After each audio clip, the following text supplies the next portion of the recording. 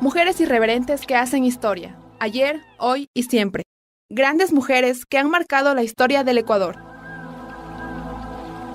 Rosalía Arteaga es una mujer comprometida con la patria, que demuestra su amor al país a través de su trabajo como educadora y política. Su vida ha sido un ejemplo para las ecuatorianas que han deseado involucrarse en la política.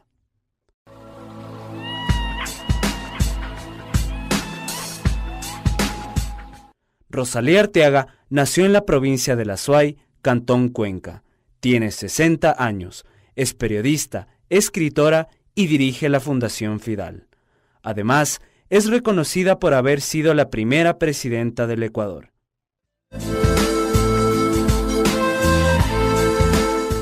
Rosalía Arteaga inició su vida política a los 21 años, ocupando el puesto de primera dama de Cuenca.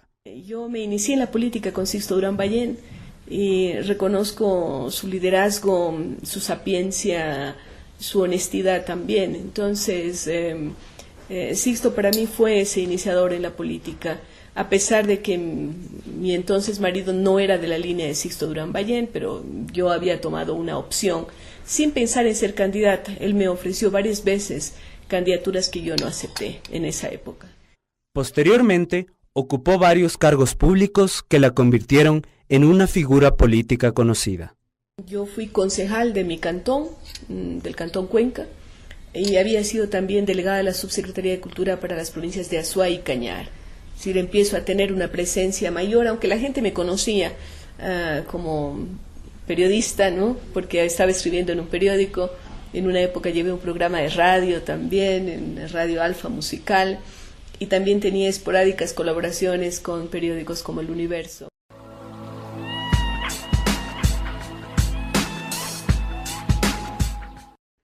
Debido a su gran desempeño, varios políticos reconocidos de la época la querían en sus grupos.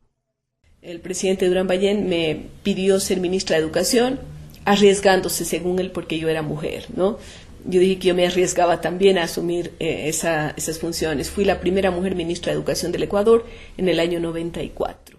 Rosalía Arteaga se interesó en la política cuando le ofrecieron el cargo de ministra de Cultura por su formación literaria e intereses culturales.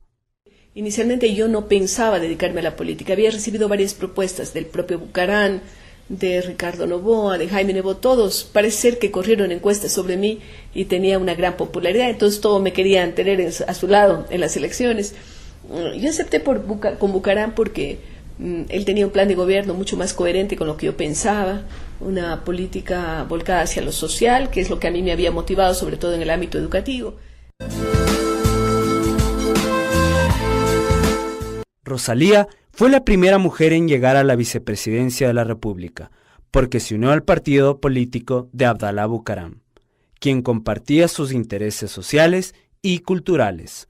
Cuando Bucaram desistió de su presidencia, Rosalía asume la presidencia de la República. Cuando por pocos días, y a pesar de que sufrí un golpe de Estado por parte del propio Congreso Nacional, que debía ser el que respete la ley, sin embargo no respetó la Constitución, por pocos días, pero efectivamente tengo el orgullo de haber sido la primera mujer presidenta del Ecuador.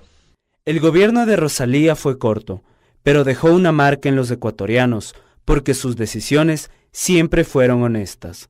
Esto permitió que ella se sienta tranquila cuando tiene contacto con otras personas. Cuando yo camino por las calles, primero, nadie cuestiona mi honestidad. Y eso es un tinte de orgullo tal vez aquí en el Ecuador, cuando tantos mandatarios han sido cuestionados, han sido enjuiciados y algunos inclusive llevados a la cárcel o se mantienen fuera del país por situaciones que tienen que ver con el manejo del Estado.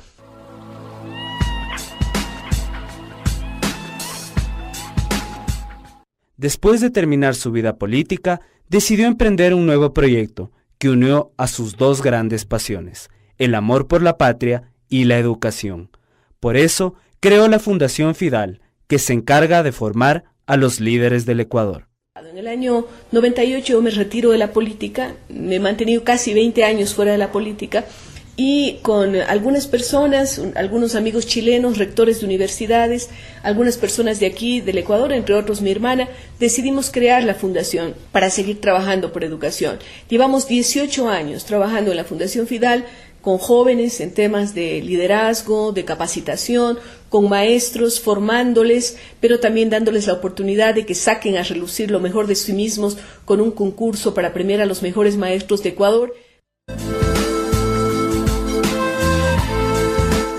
A partir de su experiencia de lucha y entrega por el Ecuador, dejó un mensaje a las mujeres. Decirles a las mujeres que tenemos iguales capacidades, que tenemos iguales derechos y que tenemos que ejercitarlos.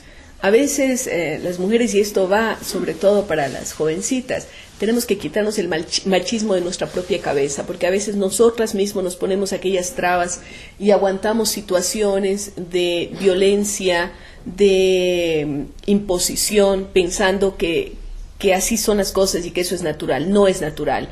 Lo natural es que hombres y mujeres tengamos iguales derechos, iguales opciones. Una producción del Consejo Nacional para la Igualdad de Género y la Escuela de Comunicación de la Facultad de Comunicación, Lingüística y Literatura de la Pontificia Universidad Católica del Ecuador.